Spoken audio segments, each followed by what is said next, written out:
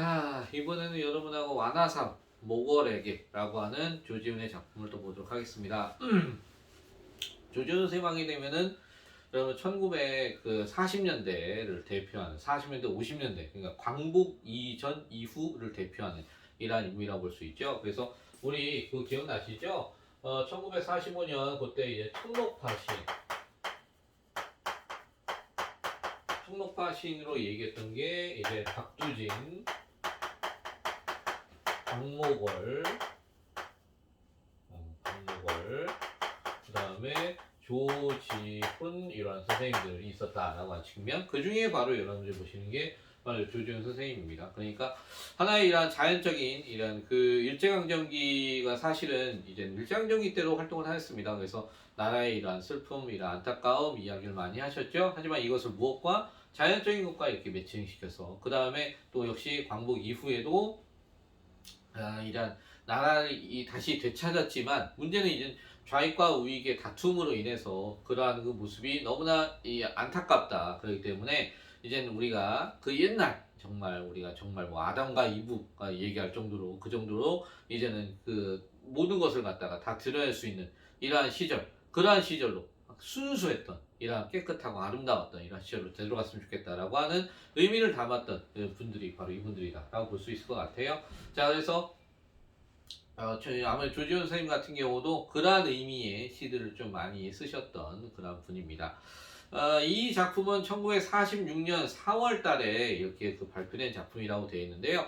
근데 발표 시기는 46년이지만 내용 자체는 광복 이전에 거의 뭐 광복 역시 또 일제강점기 말에 있었던 이러한 그 글이다라고 이런 보시면 될 것 같아요. 완화삼이라고 하는 이 제목 자체 한자도 없어요. 그래서 야 이게 뭐지? 라고 생각되는데 완이라는 게 이게 어떻게 보면 그 우리 그 관찰하다 그래서 끝까지 구경하다 라고 할 때 우리 그 완상하다라는 이런 표현 쓰죠. 그죠? 그래서 이 완이라는 말 자체는 완상의 의미를 지녔어요. 이것이 감상하다의 의미. 화가 여러분들 알다시피 요거 자체는 꽃이에요. 꽃을 감상하는 겁니다. 한마디로 꽃을 감상하는 삼은 그럼 무엇이냐 라고 했는데 삼이라는 것은 이거는 선비 우리 이 선비 있죠? 그 선비의 이러한 적삼을 갖다 이야기합니다. 그래서 여러분 저 밑에 보시면은 나중에 읽어보시겠지만 나그네 긴 솜에 꽃잎에 젖어 라는 게 나오잖아요. 바로 그게 바로 이 부분을 갖다 얘기합니다. 네, 그렇게 생각하시면 되고 그 다음 쌤 모골에게는 뭔가요? 네, 모골에게는 조준 선생님이 진짜 박목월 선생님께 지었던 보내는 시입니다. 이 자체가. 그래서 나중에 박목월 선생님이 이 시를 보고 호호 하시면서 바로 나그네라고 하는 이러한 화답시를 갖다가 이렇게 또 쓰셨죠. 이거 자체가. 그죠? 그래서 나그네라는 시가 역시 또 이렇게 서로 이루어진 시다라고 보시면 될 것 같아요. 자, 이 시 같은 경우는, 나그네로서 이러한 그 나라를 또 여기저기 다니면서, 너무나 안타까웠던 이러한 민족의 아픔, 민족의 한을 담은 이러한 시다라고 이렇게 보시면 될 것 같아요. 한번 내용을 쭉 보면서 또한 어떻게 그러면은 나그네로 살아가는 우리 민족의 삶이 어떻게 이 안에 품어져 있는지 이를 한번 좀 살펴보도록 하겠습니다. 자, 벌써 세 번째 작품이에요, 오늘. 좀 앞에 작품들이 길었죠. 그죠? 이 작품도 짧지는 않아요. 굉장히, 그냥 시만 보면 짧은데, 야, 이걸 또 설명하고, 이걸 또 풀어내고, 이 속에 담겨있는 의미를 다 또 써본다면, 야, 이것도 굉장히 긴 내용이구나, 라고 생각해 볼 수 있는 이러한 시입니다. 그래서 오늘은 좀 말을 할 것들이 많은 이러한 작품이다, 라고 보시면 좋을 것 같네요. 주제를 한번 볼게요. 유랑하는 나그네로 살아가는 삶의 정한이랍니다. 삶의 정한. 네, 삶의 아픔. 일제강점기의 말에 살아가는 우리 민족의 이러한 아픔을 갖다 보여준다고 볼 수 있겠죠? 한번 볼까요? 차운산은 차가운 산이라고 보시면 됩니다. 차운산 바우 위에, 자, 하늘은 멀어. 산새가 구슬피 울음은다. 라고 되어 있습니다. 구름 흘러가는 물길은 700리. 나그네 긴 솜에 꽃잎에 젖어 술 익는 강 마을의 저녁 노을이여. 이 밤 자면 저 마을의 꽃은 지리라. 다정하고 한마는 병인 양하여 달빛 아래 고요히 흔들리며 가누니 라고 이렇게 되어져 있습니다. 참 글은 짧아요. 아까처럼 이 시도 굉장히 두 행이 한 개의 연으로 이렇게 담겨져 있다는 거 확인할 수 있죠. 그렇기 때문에 아까 이야기한 것처럼 이것도 하나의 이런 운율감을 느낄 수 있는 부분도 되고요. 그 다음에 간결함을 통해서 또한 말하고자 하는 이런 의미가 담겨 있구나 라고 또 생각해 볼 수 있는 글일 것 같습니다. 그 다음 한번 좀 본다면 내용에 차운산 밑에 바로 부정적 현실을 상징한다 라고 되어져 있어요. 자, 차운산인데 아까 이야기한 것처럼 차가운 산이에요. 자, 그러면서 이러한 차가운 산, 근데 이건 차가운 산이라고 해서 산이 뭐 차갑다 라는 측면보다는 이게 차가운은 차갑게 보이는 이라고 표현하면 될 것 같아요. 그 외에 우리가 산을 이렇게 바라볼 때도 굉장히 어떨 때는 좀 이렇게 따뜻하고 포근하게 나에게 다가오는 산이 있는가 하면 어떻게 바라볼 때는 굉장히 좀 산 자체도 굉장히 두렵고 무섭고 하는 그러한 산이 있을 수 있고요. 또 어떨 때는 산을 보면은 굉장히 싸늘하고 음산한 이런 느낌을 주는 산이 있을 수 있다는 거죠. 그러니까 산을 바라볼 때 내 마음도 중요하겠고 산에서 느껴지는 이러한 기운도 중요할 수 있겠죠. 그죠? 그런데 여기에서는 산을 바라보는 화자의 마음이라고 생각하시면 될 것 같아요. 화자의 마음 자체가 지금 차갑고 안타까운 거예요. 그러다 보니까 그 속에서 느껴지는 것이 차갑게 보인다라고 이렇게 나타낸다라고 보시면 되겠죠. 그죠? 자, 이렇게 차갑게 보이는 산, 그리고 바위 위에 하늘은 멀어요. 자, 하늘이라는 것 자체. 언제나 우리 하늘이라는 것을 문학에서 볼 땐 뭘 얘기합니까? 네, 하늘은 바로 저 위에. 그러면서 그 위를 바라보면 거긴 누가? 절대자가 있는 공간이라고 우린 여기고 있죠. 그래서 문학에 있어서 하늘이라는 공간은 절대자가 있는 공간이고 거기에 우리는 뭐 하고 있어요? 언제나 소원을 빌고 있죠. 그죠? 자, 그렇기 때문에 이 하늘은 우리가 바라는 하나의 이상입니다. 그리고 꿈이고요. 그리고 이것은 우리의 희망이 될 수 있어요. 그런데 하늘이 어떻게 해요? 멀어요. 하늘이 멀다라는 것은 우리의 이상, 꿈, 희망은 어떻다? 멀다는 겁니다. 그죠? 우리의 이상은 뭘까요? 자, 우리 이것을 좀 더 간다면 우리는 바로 독립의 이러한 세상을 갖다가 이야기한다 라고 볼 수 있을 것 같아요. 자, 그렇지만 그것은 멀어요. 멀구나, 너무나 힘겹구나. 그럼 어떻습니까? 이제는 참 세상은 힘겨운 세상이네. 그래서 어떻게? 산새가 구슬피 울음을 봅니다. 자, 이러니까 산새가 구슬피 울음을 울 수밖에 없습니다. 그죠? 새가 울고 있습니다. 여러분, 새가 운다는 것 자체는 뭘 상징하는 거였어요? 운다는 건 누가 우는 측면? 네, 시적 화자예요. 시적 화자의 지금 마음이 어떻다? 네, 울고 있다는 걸 표현하죠. 새가 운다는 건 새는 지저귀는 것인데 그 지저귀의 소리를 내가 우는 것으로 들었기 때문에 그 자체는 화자의 마음이 누구에게? 새에게 이입됐으니까. 그죠? 그래서 여기에 산새의 화자의 마음이 이입된, 시적 화자의 마음이 이입된 우리 이런 걸 뭐라고 그래요? 네, 그렇습니다. 몇몇 학생이 이미 얘기했어요. 감정 이입의 이러한 대상이다 라는 측면. 그죠? 모두 알고 있죠 이제? 자, 감정이입의 대상 다시 한번 얘기합니다. 누구? 시적 화자 혹은 어떠한 누군가의 이러한 마음을 누가 어떠한 대상에게 무엇하는? 바로 이입을 하는. 그죠? 대상의 이입을 해서 표현하는 이러한 그 표현을 뭐라고 한다? 감정이입이다 라고 얘기했었습니다. 그죠? 자, 그걸 갖다 기억해 둘게요. 그래서 지금 현재 여기서는 그럼 어떠한 감정을 이입한 것이냐? 네, 그 감정도 아마 우리가 좀 살펴는 봐야 될 것 같아요. 여기서 말하는 그 감정은 바로 뭐에 대해서? 지금 아까 위 얘기했잖아요. 위. 지금 우리 이상, 꿈, 바로 독립에 대한 이러한 의지를 보이는데 그 의지가 차갑게 아무것도 보이지가 않고 어떻게? 멀리 있을 뿐이라는 겁니다. 그렇기 때문에 현실의 이러한 그 암울함을, 그죠? 암울한 현실. 암울한 이러한 현실에 대한 바로 안타까움. 그죠? 다시 말하면 애상감을 이렇게 여겨볼 수 있다라고 하는 측면이에요. 그죠? 자, 이러한 마음을 보여준다는 겁니다. 자, 그래서 왼쪽에 구성에 있어서 첫 번째는 이렇게 암울한 현실에 느끼는 슬픔을 나타내주고 있습니다. 뭘 통해서? 감정이입을 통해서. 자, 그리고 굉장히 여러 가지 많았어요. 여기 또 차가운 사람 차갑게 보인다고 했으니까 이거 자체는 이건 촉각적 심상이다 라고 또 봐야겠죠. 촉각적 심상을 볼 수 있고요. 산세 울음이다 라고 하는 거에서 뭐 통해서 이건 청각적 심상이다 라고 하는 측면 이렇게 또 볼 수 있습니다. 굉장히 감각적이시구나 또 볼 수 있을 것 같아요. 자, 자, 그 다음에 구름 흘러가는 물길은 이러한 700리다 라고 되어 있습니다. 자, 구름 흘러가는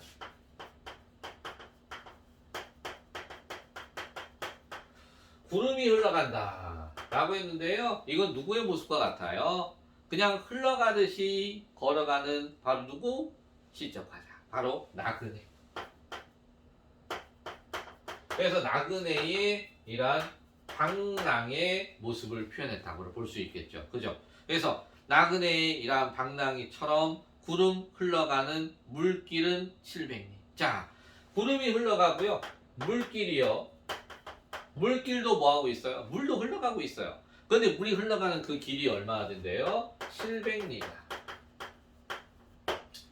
굉장히 짧게 응축해서 표현했다는 것을 갖다 엿볼 수 있죠. 그죠?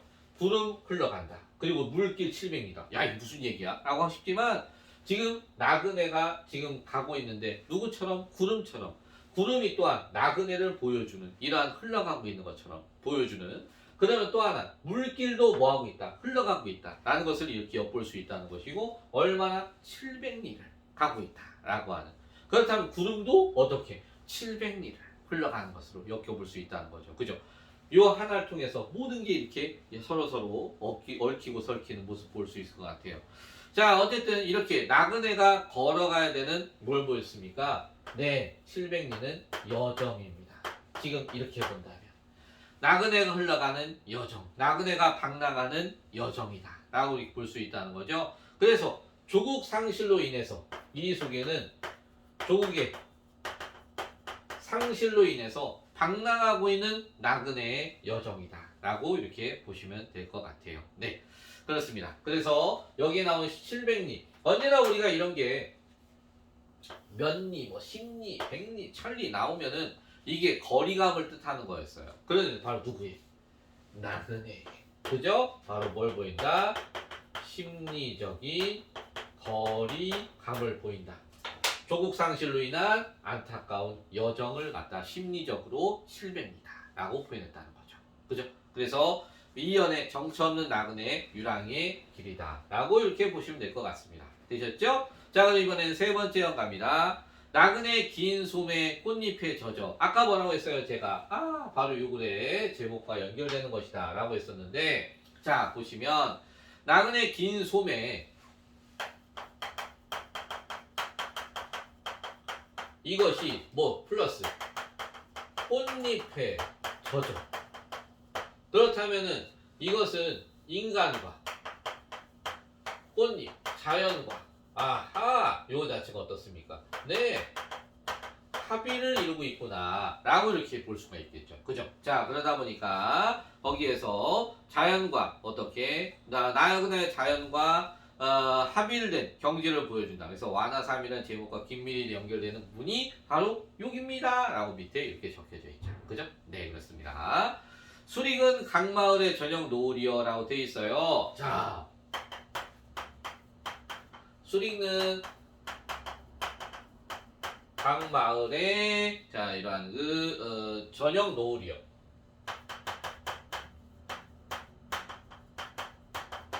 자, 술이 익는다는 건 어떻게 알 수 있어요? 네, 냄새로 알 수 있는 거예요, 여러분. 그러니까 이 술이 익는다는 것은 바로 후각의 의미를 보여준 거예요. 그런데 술 익는 강마을의 저녁 노을. 저녁 노을은 뭘로 볼 수 있어요? 네, 요거는 시각이에요. 자, 그러다 보니까 지금 어떻게 술 익는 강마을에 지금 이 한마디로 두 감각이 함께 쓰여져 있다라고 볼 수 있는 거죠. 이것이 하나의 감각으로 전이 된 것이 아니라 수리는 각마을의 전용 노을에서 후각과 시각이 둘이 함께 쓰여져 있다. 우리 이렇게 보는 것을 뭐라고 그래요? 바로 복합적이다. 복합적 감각이다 이 표현해요. 그러니까 하나의 감각이 다른 감각으로 전이 됐으면 우리는 공감각이라고 하지만 이것은 수리는 각마을에 전형 노을이 지금 이제 짙어지고 있다라는 걸 보여주는 거니까 후각적인 심상과 시각적인 심상이 둘이 한꺼번에 놓여져 있는 구절이구나 라는 표현에서 이런 것을 우리는 복합적 감각이다 라고 이렇게 얘기를 하고 있는 겁니다. 이해되셨죠? 자, 그렇게 한번 생각을 해주세요. 자, 그러다 보니까 지금 현재 요 글은 우리 아까 제가 얘기했어요. 나그네의 이러한 하나의 박무걸이 나그네라고 화답시를 쓴다라고 얘기했었죠. 네. 그 나그네 화답시가 바로 요 구절과 연결되는 게 있어요. 요거 자체가 보면은 수리는 마을마다 타는 저녁놀이라는 이러한 표현이 이 나그네에 나옵니다. 그래서 그 시에 바로 요 구절이 화답으로 되어져 있어요. 요거 자체가 나중에 한번 또 이야기를 할게요. 자, 그래서 여기는 세 번째 연에서는 이렇게 자연과 하나가 된 나그네, 그죠? 자연과 하나가 된 이러한 den치의 길을 갖는 나그네의 모습이었어요. 자, 네 번째, 이 밤 자면 저 마을에 꽃은 지리라. 아까도 우리 보시면은 낙화를 봤는데 참 이 꽃에 대한 시를 많이 쓰셨네요. 그래서 꽃은 지리라 라고 했는데 꽃은 진다. 그렇다면 이건 당연히 하강적 시여고요. 요거는 하나의 상실감을 표현하고 있는 거죠. 요 자체가. 그죠? 그래서 꽃이 짐으로 해서 밑에 소멸의 이미지로 애상적 분위기를 형상화 시켜주고 있다라고 얘기하고 있습니다. 자, 그래서 지금 현재 어찌 보면 꽃은 지리라를 통해서 꽃은 앞으로 질 것이다 라고 하는 이러한 예상을 갖다 표현해주고 있고요. 그리고 앞으로 이러한 상실감이 있을 것이다. 애상적 표현으로 나타내주고 있다는 거죠. 그래서 네 번째는 떨어지는 꽃에 느껴지는 애상의 정서를 이렇게 나타냈습니다. 마지막으로 다정하고 한 마음도 병인 양하여 자 달빛 아래 고요히 흔들리며 가노니라고 되어 있습니다. 누가? 나그네가. 그래서 밑에 밤길을 걷는 나그네 외롭고 쓸쓸한 마음이라고 했죠. 그럼 달빛 아래 고요히 흔들리면서 간다. 그럼 달빛을 받으며 나그네가 가고 있는 모습을 형상하고 있는 달빛과 나그네가 하나 되는 이러한 모습을 보여주고 있잖아요. 그죠? 그렇기 때문에 역시 또 어떻습니까? 다섯 번째 연도 자연과의 이러한 동화를 바탕으로 해서 그 속에 쓸쓸함과 외로움을 갖다가 나타내주고 있다라고 보시면 되겠죠. 그래서 바로 오연의 존재에 대한 정한을 안고 길을 걷는 나그네다라고 이렇게 얘기할 수 있을 것 같아요. 되셨나요? 자, 그래서 이 글 같은 경우도 보게 되면은 어쨌든 나그네로서 이러한 애상감에 젖어 떠나는 이러한 화자의 삶의 모습을 갖다 보여주고 있고요. 뭐 마지막에 다정도 병인 양하여 요거는 우리 기억나시나 난 모르겠는데 이조년의 이러한 다정가라고 하는 시조가 있어요. 근데 그 속에서도 보면은 다정이 병인 양하여 라고 하는 이런 표현이 나오는데 그 시조에 대한 문구하고 상당히 비슷한 이러한 모습을 보여주기도 하는 것 같아요. 왼배 특징이 다시 한번 볼게요. 사문보 율격을 리듬감을 형성했다는 측면. 자, 그래서 아까 우리 방금 전에 있었던 우리 낙화에서 말했던 상당히 유사성을 보여주고 있죠. 감정이입의 방법 썼습니다. 감각적 이미지 바탕으로 얘기를 했었고요. 그 다음에 지금 이제 작품 자세 읽기를 한번 좀 다시 한번 본다면 이 시의 제목이 완화삼은 꽃을 완상하는 선비의 적삼이라는 뜻으로 꽃을 즐기는 선비를 가리킨다. 그런데 그 선비는 시에서 유랑하는 삶을 사는 나그네로 그려져 있고요. 일제강점기 말을 감내하며 살아가야 했던 시인은 이렇게 산을 넘고 물을 갖다가 이렇게 물길을 걸으며 이 마을 저 마을 이렇게 옮겨 다니는 나그네를 통해 소멸할 운명을 지닌 유한한 존재들의 이러한 근원적 슬픔을 감각적으로 형성하는 모습도 이렇게 보여주고 있다라고 되어져 있어요. 여러분 밑에 보시면은 거기 박목월의 나그네라는 작품이 잠깐 담겨져 있네요. 한번 보시면 강나루 건너서 밀밭길을 구름에 달 가듯이 가는 나그네. 그러면 나그네가 어떻게? 구름에 달 가듯이 구름처럼 달처럼 흘러간다는. 그래서 아까 얘기했죠. 하나의 나그네의 방랑이란 모습을 보여주는 것이라고요. 그래서 달 가듯이 직유법을 써서 나그네가 지금 현재 구름처럼 달처럼 방랑하며 흘러가고 있다라고 하는 걸 얘기하고 있습니다. 그러면 강나루 건너서 밀밭길, 이거는 하나의 여정이 될 수 있고요. 그죠? 자, 거기다가 강나루와 밀밭은 토속적이고 향토적인 시어들이죠. 그렇기 때문에 우리 민족의 삶의 모습을 하나의 형상화시키는 그러한 시어라고 볼 수 있어요. 길은 외줄기. 자, 외줄기는 하나로 이루어진 길이라는 겁니다. 이 자체가 남도 300리. 자, 아까는 뭐였어요? 아까는 700리였어요. 그런데 이번에는 300리로 표현했죠. 그래서 여기 자체에서는 바로 이 300리가 하나의 나그네 심리적인 이러한 여정을 또 보여줍니다. 술 있는 마을마다 타는 저녁노을. 아까 제가 말씀드렸던 바로 이 부분입니다. 술 있는 각 마을의 저녁 노을이요. 이거에 대한 화답이다 라고 볼 수 있는 거예요. 그래서 저녁 노을, 구름에 달 가듯이 가는 나그네, 위에서 했던 걸 똑같이 하니까 수미상관의 효과를 보여준 이러한 글이었습니다. 자, 좀 더 쉽게 볼 수 있는 시였는데요. 지금 현재 이렇게 조지훈의 완화삼을 바탕으로 하니까 박목원의 시도 여러분 좀 더 쉽게 접근할 수 있었다라고 보실 수 있을 것 같네요. 네, 그렇습니다. 그렇게 한번 정리를 좀 해주시고요. 자, 그리고 나서 253페이지에 있는 문제 한번 보시고 거의 기본적인 것들을 여러분 살펴봐도 될 것 같아요. 자, 그래서 그렇게 정리를 한번 좀 하는 시간 갖도록 하겠습니다.